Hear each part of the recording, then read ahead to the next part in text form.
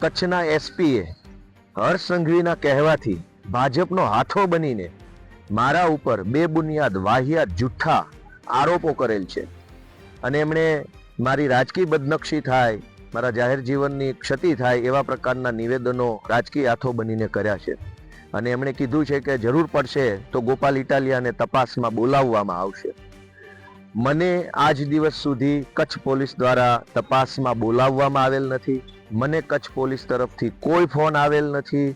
મને કચ્છ પોલીસ તરફથી કોઈ નોટિસ મળેલ નથી.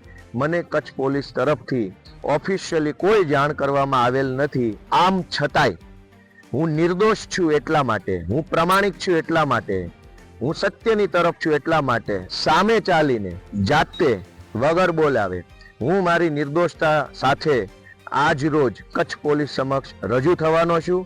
પોલીસને તપાસમાં જે કાંઈ પણ મારી પાસેથી જાણવું હોય, પૂછવું હોય તે હું એમને જણાવવાનો છું અને પોલીસે જે મારા ઉપર ખોટો આરોપ કચ્છ એસપીએ જે મૂક્યો છે એના હું પૂરી તાકાતથી જવાબ આપવાનો છું. ગોપાલ ઇટાલિયા, ઈસુદાન ગઢવી અને એમની ટીમ આજે કચ્છના પોલીસ સ્ટેશને પહોંચી છે, કચ્છના પોલીસ મથકે પહોંચી છે એવું મને જાણવા મળ્યું છે.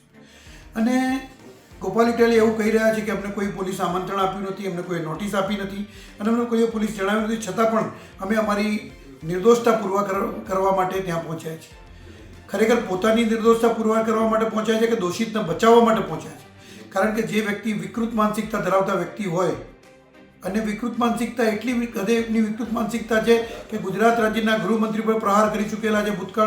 ભૂતકાળમાં કથાકારો, મહિલાઓ અને બ્રાહ્મણો માટે હેલ્પફેલ શબ્દો બોલી ચૂક્યા છે અને શબ્દો બોલ્યા પછી માફી માંગવી આનાથી વધારે વિકૃત માણસ કયું હોઈ શકે?